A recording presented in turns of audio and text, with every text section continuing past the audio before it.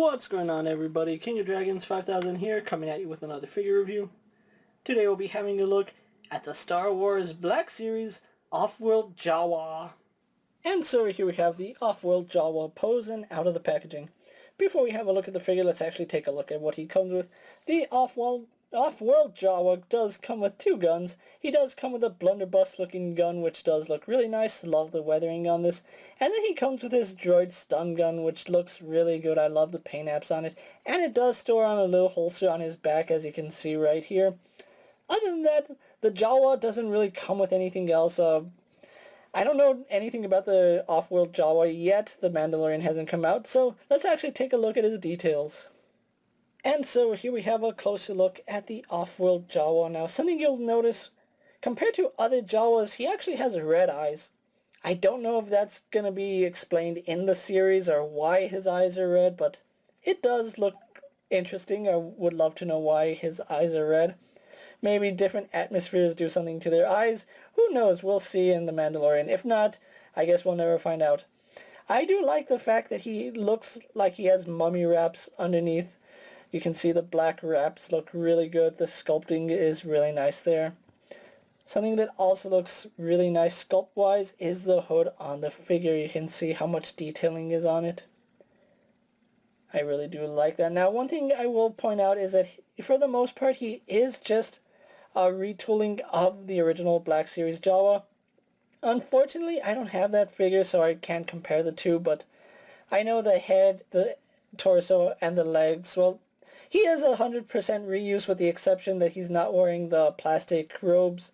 He actually has soft good robes, but everything from the bandolier going around him to his weapons to everything, it is something we have seen in the past, but I don't have that figure, so this is actually the first Jawa I own.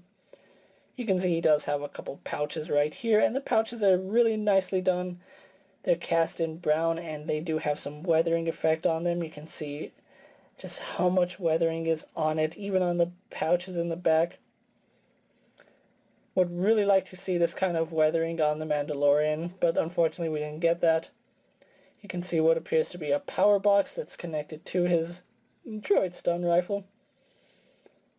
Really like the fabric cloth that they went with. It looks enough like his hood up here, but in camera you can see that it's two different colors. In real life, you can hardly tell a difference. Underneath his robes, we do have sculpted robes that we saw in the original Jawa, so really nice that if you don't want this because it frays, as you can see, you can always cut the sleeves off, which I'm just going to leave the Jawa as is. Really do like the fabric that they went with, although it is prone to fraying. You can see the edges are already frayed on the inside. The sleeves, I know it's an aesthetic choice, but over time I wonder how long those are going to last. Underneath his robe you can see he does have some black pants, followed by some leg wraps which go all the way down to his feet, which his feet actually do have really nice weathering on them, and it does look like sand.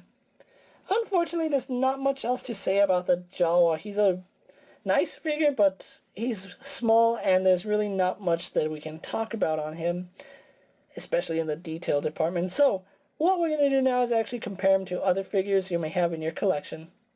And so here we have the Jawa posed next to a Marvel Legends Cyclops and a DC Multiverse Superman. Here we have the Jawa posed next to a WWE Elite Scale figure and a Mezco 1/12 Collective Popeye the Sailor Man. And finally, here we have the Offworld Jawa posed next to the Mandalorian. So with the comparisons out of the way, let's actually have a look at the Jawa's articulation. Now, his head is on a ball pin. He does look left and right, which no problem despite the fact he has a bandolier, although you might run into the issue where the cloth does bunch up on one side. The hood is a softer plastic, so that will get out of the way in case you needed to. He does have a hinge in the neck, which does let him look down about that far. Can't really look that far up, but that's about as far up as he looks. Arms are on a ball joint. They do go out to about that far. They would do a full 360, but they are hindered by the cloth, so just be aware of that.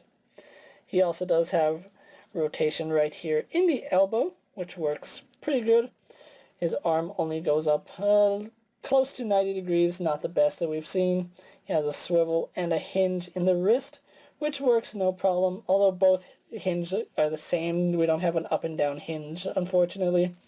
He does have a torso swivel right here. It should be a ball joint, but we really don't get too much movement out of that, so it's mainly just a swivel. Legs do kick forward to about there. They kick back, go out only about that far.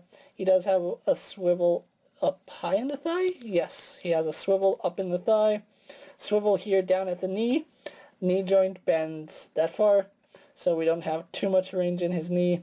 We do have a hinge in the ankle, which does go back and forward, and then forward facing pin for rocker ankle. So overall, not the most articulated figure we've seen, but it's acceptable for the character.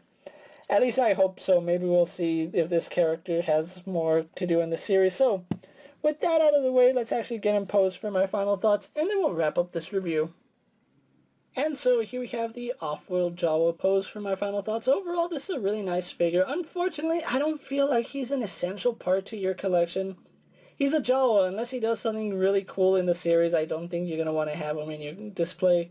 It is nice that we get a variation of the Jawa, but again, I don't think he's going to be on everybody's collection list, although I have been proven wrong, seeing as how I have yet to find the Offworld Jawa in stores. I have seen every other figure but the Mandalorian and the Jawa here, so the Jawa is actually a popular figure now. Is it for army building? Probably, but I still don't think this figure is worth the $20, seeing as how he's much smaller, doesn't have as much articulation, and I would say wait to get this guy on sale. The Offworld Jawa should be available at Walmart, Target, Walgreens, and of course online retailing, where you can get them for about $12.99 or $19.99. Ideal price for this guy would be $12.99. With that being said, guys, I'm KingofDragons 5000. Don't forget to like this video, leave a comment, subscribe to my channel, go check out all my other action figure reviews, as well as all my other Star Wars videos. Hopefully you find them informative.